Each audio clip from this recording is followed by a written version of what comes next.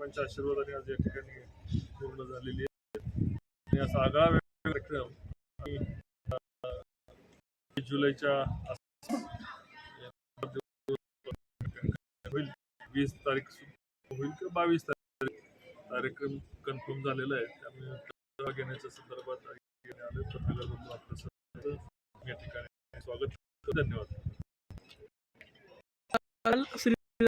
झाली त्याच्यावर तुमच्यावर संपूर्ण गटावर सडकून करण्यात आली, त्याबद्दल काय?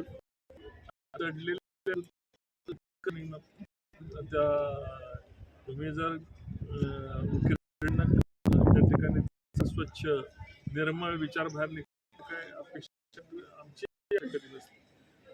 गेल्या 10 वर्षात बघतोय की कधी फलटणच्या दृष्टीने सकारात्मक असा कुठलाही विचार नाही, प्रकल्प कुठला केला नाही. आम्ही नीरा देवघर असू, डोंबलकडी बारकाई असू, रस्ते असू, प्रांत असू, RTO असू, कार्यालय विमानतळ असू, रेल्वे असू, या प्रकल्पांसाठी फलटणच्या वेगवेगळी लढतो. आणि काही माणसं हे त्याला नावं ठेवण्याकरता तोंडाचा वापर करतात आणि आमच्याकडून तेवढंच अपेक्षित आहे.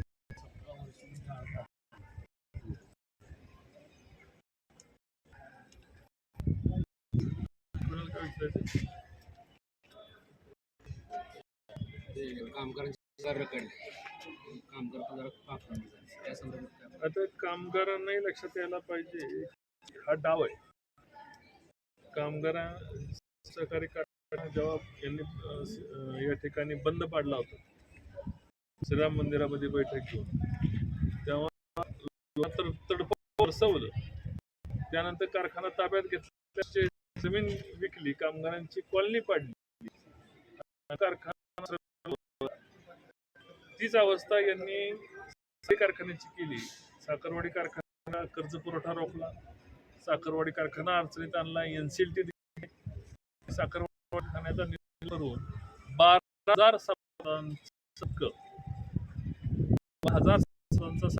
सभासद काढून 10 खाजगी कंपनी दत्त इंडिया नावाच्या कंपनीला दिला. तो प्रयोग फलटण मध्ये करायचा, श्रीराम कारखाना चालवायचा नाही, श्रीराम कारखाना काढायचा आहे आणि तो त्या 10 चालवायला देण्याचा किंवा विक्रीचा मिळून त्यांनी घाट घातला आहे.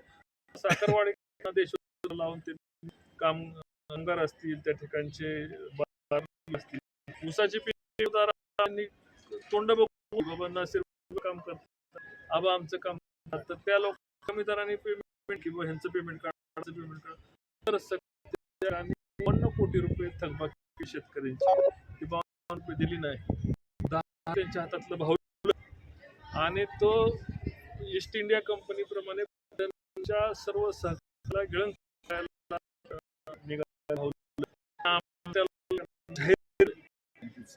मला की यांनी मालोजी बँक नाही चालवली, बँकेचं वाटोळ शोषून घेतली, दूध संघ बंद पडला, दूध संघाचा निलाव केला, झालं ना.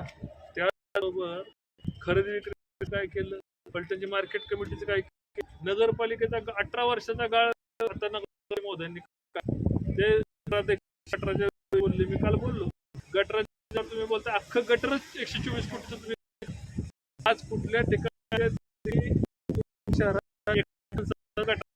जोडलं गेलंय. अशा परिस्थितीत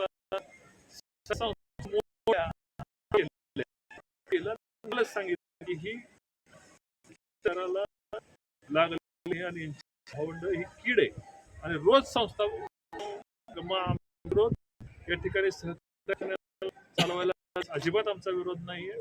साखरचा प्रयोग बंद पाडूच्या घशात कारखाना ह्यांनाच घ्यायचा, कोण नाही भावलंय तर आमचा आणि या सहकारचा नाही निघायचे सहकार आम्ही कधीही चालवायला दिला आणि केला. तुम्ही कारखाना शेतकऱ्या चालवता येता करण्याकरता कारखाना चालवायला घेता पुनर् आणि कारखाना घेतल्यानंतर मात्र तुम्ही तत्वावर देता किंवा दुसरं चालवायला देता. शेतकऱ्यांची फसवणूक ना. हनुमंतरावांकडनं पवारांच्या खाली चांगलं डिस्टरी 5 कारखान्यांची अण्णांनी केली, 5 कारखान्यांना चालवलं होता. पण अडचणीत झोन ठेवली, अडचणीत कारखाना यात्रा सगळ्या गोष्टीचा हा पॅटर्न त्यांनी साखरवाडीला वापरायचा आहे. त्यांना आत्ता कारखाना चालवायचा नाही, माझ्या नावावर बोट ठेवायचं, विरोध करतात. पण त्यांना खऱ्या अर्थाने कारखाना पूर्ण अडचणीत आणायचा आहे. शेतकरी पैसे गोळा करायचं नाटक करून हा कारखाना धारूला विकायचा आणि धारू आणि स्वतःच्या कुळाकडे तुम्हाला झालेलं. मला होऊन द्यायचं नाही, आमचा जाहीर विरोध. त्याचा एक काल उल्लेख झाला, त्यामुळे माझ्या सहीचं पत्र त्याला नाकारत नाही. आमचा विरोध काय आहे की खाजगी कारखान्याला देऊन आपण त्या ठिकाणी सभागृह निवडणूक करायला आम्ही काय या ठिकाणी मागितला होता. 180 जवळपास 1000 तुम्ही मतदानाचे हक्क हिरावून घेतले होते आणि त्याच्यासाठी आम्ही प्रशासक त्याच्यावर आणला होता.